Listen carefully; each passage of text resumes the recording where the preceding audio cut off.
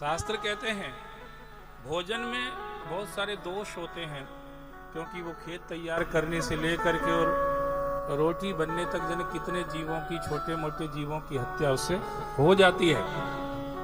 बहुत सारे दोष होते हैं और उस भोजन को खा के आपने और ऊपर से गुटखा, तमाकू, बीड़ी कुछ ले लिया तो आपने भयंकर पाप कर दिया है।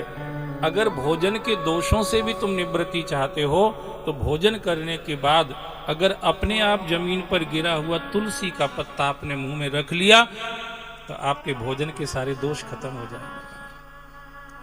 हो सकता है कुछ लोग चेंज करें इसके बाद। I think like this. सुन तो सब बड़े ध्यान से भी, ऐसे लग रहा है कि नैमिषारण्य के स्वर्गादि से इधर ही आके बैठ गए। सुन तो सब इतने ध्यान से रहे, मुझे बड़ी खुशी हो रही है महाराज।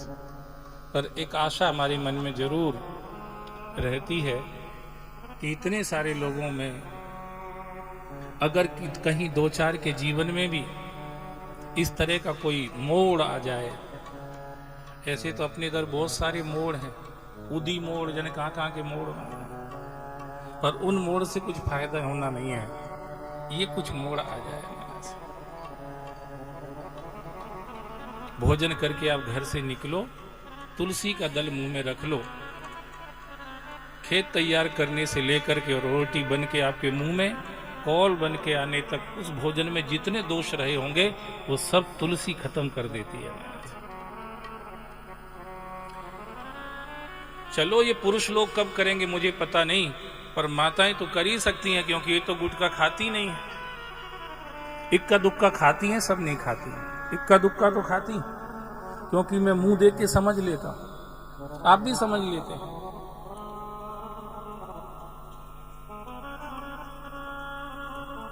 अगर गुटखा की जगह, बीड़ी की जगह, तमाकू की जगह, सिगरेट की जगह और अगर तुलसी का पत्ता मुंह में रख लिया जाए तो आपका पुण्य बढ़ जाएगा। तुलसी ना मिले तो आंवला भी आप मुंह में रख सकते हैं। आंवला घर में रखा करो थोड़ा बहुत। आंवला भी अगर आप मुंह में रख लेंगे तो भोजन का दोष खत्म हो जाएगा। आंवला भी ना मिले तो बेर, बेर होते ना, पेवंदी बेर, ऐसे बेर बहुत सारे बेर, आप बेर भी अगर खा लेंगे तो भी भोजन का दोष मिट जाएगा। और सीजन चल रहा हो तो गन्ने का रस भी अगर आप भोजन के बाद पी लेते हैं तो भी भोजन का दोष मिट जाता है।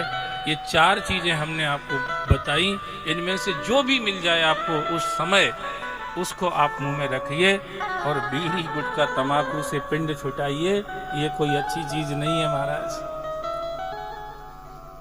याद रखना, ये मनुष्य शरीर मार्केट में नहीं मिलता है। ये महाकाल ने, महादेव ने, मोहन ने आपको कृपा करके दिया है। चौपाई हमने सुनाई दी थी, दुर्लभम मानुषम देहि देहि नाम क्षण भंगुराहा तस्यापि दुर्लभम मन्ये वैकुंठ प्रिय दर्शनम। मनुष्य शरीर मिलना अपने आप में एक बहुत बड़ी घटना है महाराज। भगवान की कृपा का एक बहुत बड़ा प्रसाद है। और उसमें भी मनुष्य जीवन मिल करके अगर किसी को संतों का संग मिल जाए, वैकुंठ प्रिय दर्शनम, भगवान के जो प्यारे जन हैं, जो संत जन हैं, साधु जन हैं, अगर उनकी संगति मिल जाए फिर तो कहना ही क्या है, फिर तो कहना ही क्या है। कबीर जी तो कह गए, सब बन जाएगी।